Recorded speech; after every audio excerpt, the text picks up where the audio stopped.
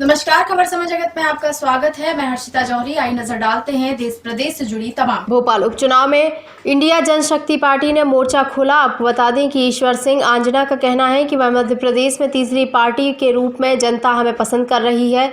यह बात उन्होंने प्रेस वार्ता के दौरान कही, जिसमें प्रदेश अध्यक्ष ईश्वर सिंह आंजना ने विधानसभा उपचुनाव की 28 सीटों पर अपने उम्मीदवार की घोषणा की। वहीं प्रदेश अध्यक्ष का यह मानना है कि उपचुनाव में 10 सीटों पर विजय भी होंगे। प्रेस वार्ता के दौरान उन्होंने यह भी कहा कि दोनों पार्टी जनता को बेवकूफ़ बनाने का काम करती हैं। दोनों एक ही थाली के चट्टे बट्टे हैं। हमारी पार्टी से जनता की उम्मीदें हैं, उसे हम पूरा करेंगे, हम यदि सरकार में शामिल होंगे तो। जी सर, आज जो प्रेस कॉन्फ्रेंस रखी गई है वो मध्य प्रदेश के आने वाले उपचुनाव के लिए रखी गई है, क्योंकि पार्टी सभी सीटों पर उम्मीदवारों की घोषणा करने जा रही है आज। और पार्टी सभी चुनाव, जितने भी सीटों पर भी चुनाव है, सभी पर पूरे दमखम के साथ चुनाव लड़ेगी, क्योंकि जनता के पास आज जो विकल्प की अपन बात करें तो एक ही विकल्प है। क्योंकि आप लोगों ने देखा ही होगा, अभी विधानसभा जो चुनाव हुए थे उसमें लोगों ने कांग्रेस को जिताया था और सरकार बीजेपी की बनी थी। मतलब आप कह सकते हैं कि कांग्रेस को वोट देंगे तो बीजेपी की सरकार बनेगी, इसमें कोई दो मत नहीं है। इसमें अपनी सीटें कितनी रहेंगी? सारी सीटों पर पार्टी चुनाव लड़ रही है और 10 से 12 सीटें पार्टी लेके आएगी इस बार।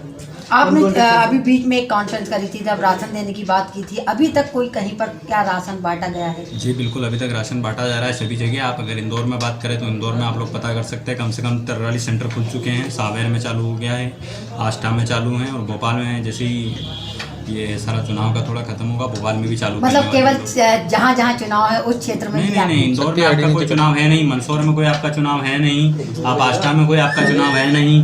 अब बात करें जबलपुर में कोई चुनाव नहीं है आपका, बालाघाट में आप तलाश कर लिए, बालाघाट के आसपास भी कोई चुनाव नहीं है। चुनाव से इस राशन वाली चीज़ का कोई लेना देना नहीं, क्योंकि हम लोग सीधे जनता का फायदा करने आए हैं, कोई चुनावी षड्यंत्र लेके नहीं आए। केंद्र आपका भोपाल रहा है, इसलिए ये बात पूछी गई। जी बिल्कुल, केंद्र भोपाल रहा है मेरा। बाकी भोपाल की अगर बात करूँ तो यहाँ पे जो सरकार भोपाल की जो नगर निगम है, जो जिस तरह से बीजेपी कांग्रेस भोपाल में सक्रिय रही है, तो हम लोग थोड़ा इनका भी देख रहे हैं कि ये लोग कुछ सीखते हैं कि नहीं सीखते हैं। क्योंकि हम राजनेताओं को सिखाने के लिए आए हैं कि जनता से सीधे जुड़ने की कोशिश करिए आप।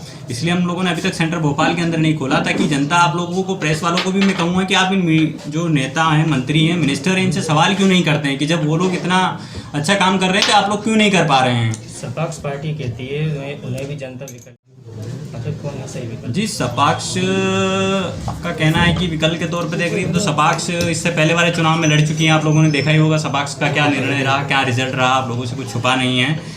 तो हम लोग ये नहीं कह रहे कि तीसरे रूप में देख रही है, हमें आज दूसरे रूप में देख रही है। क्योंकि हमने जब गाँव में दौरे किए हैं, लोगों से मिले हैं, तो हमें एक चीज़ बड़ी अच्छी सामने आई। एक बड़े बुजुर्ग व्यक्ति, उन्होंने कहा कि भाई साहब आप, मैंने कहा तीसरे विकल्प के तौर पे आ रहे हैं हम लोग। बोले आप गलत बोल रहे हैं, आप तीसरे विकल्प नहीं, आप दूसरे विकल्प हैं। तो मैंने उनसे ही पूछा, भाई साहब कांग्रेस के बाद है?